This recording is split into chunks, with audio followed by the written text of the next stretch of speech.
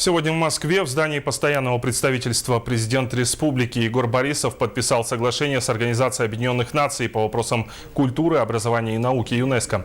Знаменательно, что именно сегодня, 60 лет назад, Россия вступила в ЮНЕСКО, и ее регионы получили возможность плодотворно работать по всем направлениям в области культуры, образования и науки на широком пространстве.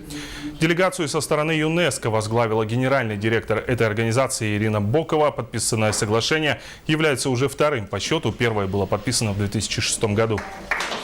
Сегодня в развитии тех программ, которые мы реализовали и реализуем сегодня в рамках первого коммюнике, мы внесли предложение новые направления. В частности, мы, учитывая, что ведем очень большую работу по здоровому образу жизни, мы внесли предложение рассмотреть проекты, связанные с национальными видами спорта, игры «Дети Азии» международные.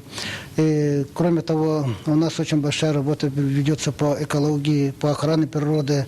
У нас очень уникальные явления происходят. И мы хотели бы, чтобы здесь тоже ЮНЕСКО, как международная организация, обратила внимание.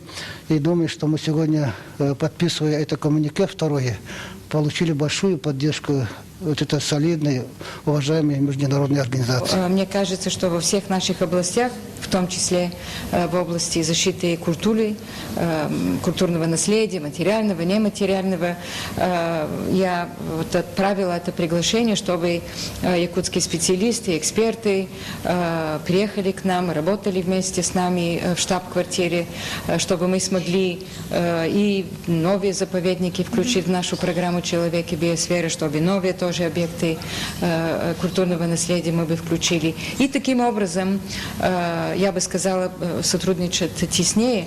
И мне кажется, что в рамках празднования 60-летия Российской Федерации, членства в ЮНЕСКО, мы можем и конкретным образом внести наш вклад тоже в развитие вот такого важного региона, как Саха-Якутия.